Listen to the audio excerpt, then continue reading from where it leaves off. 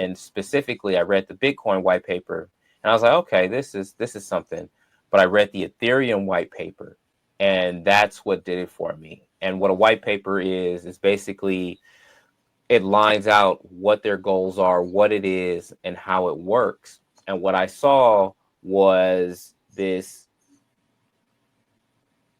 computer or this computing system that was in the cloud. Now, instead of just with Bitcoin having digital money, you now have it with Ethereum, this digital network upon which you can also utilize the crypto as money, but it also operates as a computer, meaning I can run apps on it. I can build and run apps on it. So the crypto not only acts as money, but it also acts as access. If I want to utilize that app, or what we call dApps, distributed apps, if I want to use, or decentralized apps, if I want to use that, now I have to have this particular crypto in order to do it. So almost think of it as when you're going to Chuck E. Cheese, and the only thing that works inside of Chuck E. Cheese are the tokens. You might have money, but you have to convert it into Chuck E. Cheese tokens so you can put it in the machine. And each machine is a dApp, right? And the Chuck E. Cheese is the entire Ethereum network. So as I started to drive down that rabbit hole and see how things were, I made investments in it, and I did pretty well as a result of some of those earlier investments. Oh, that's nice, man. See, the way you explained it, man, I've never met anyone that explained it that way.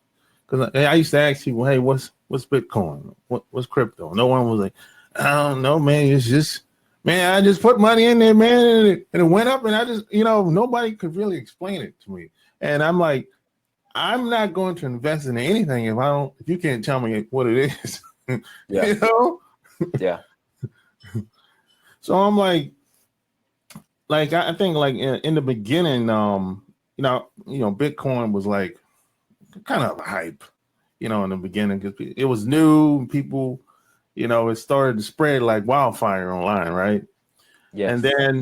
And then when crypto came out, people started to they started to put.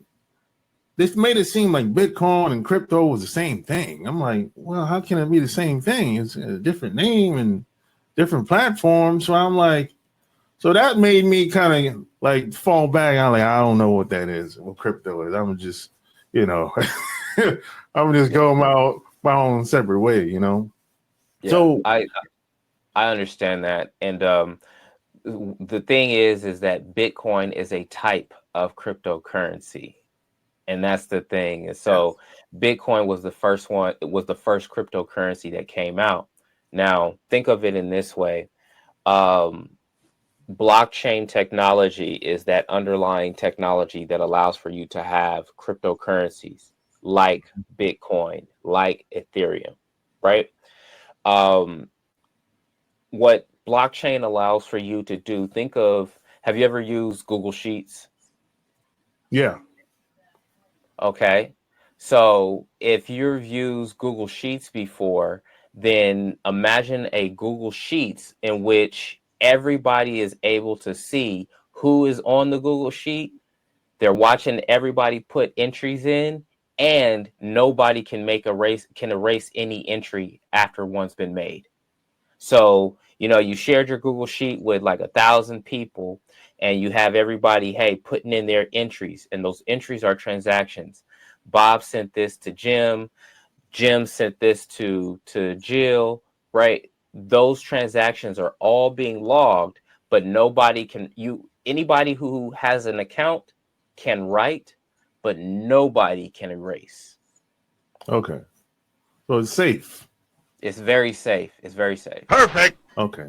Yeah, I understand that. Yeah. See, again, I never heard nobody explain it like that. Yeah. So that's good. So, then you have some people started saying that well, I think at the time they were saying that Bitcoin was going to replace certain currencies, and that actually did happen. Yeah. Yeah. So, I will say this is that it didn't necessarily replace, but it became an alternative. Yeah. And one of the places in which it became an alternative was in El Salvador. Yeah. But El Salvador just recently folded because they needed a loan from the IMF, which is Oh. the International Monetary Fund. They were utilizing it as legal tender, and that was an experiment that they were using. The challenge is with Bitcoin, you have to have internet access, or you have to have a phone, and they created their own wallet, their own digital wallet on your phone that you could use so that you could make payments. But there's a lot of infrastructure that needs to be in place before you're able to utilize Bitcoin for everyday purchases. You got to have good internet infrastructure. You got to have people who are literate in some ways, right? Literate enough to utilize the app. Then you got to make sure that you have cell service around you, right? So all these things that need to be in place, and then on top of that, that's just to use it. The financial infrastructure on the back end that allows it to tie in with some of your banking systems. Okay. I see. You know. So how'd you know you could well first of all, how'd you know you would even like this this line of work? You know, what made you say, hey man, I wanna get into this much more in the I, beginning? I drove down a rabbit hole, and when I mean a rabbit hole, I was up. I get home.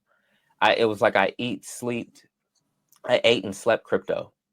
I ate and Okay. slept it. I saw that the how revolutionary this technology was, and I just dove in deep. Gotcha, man.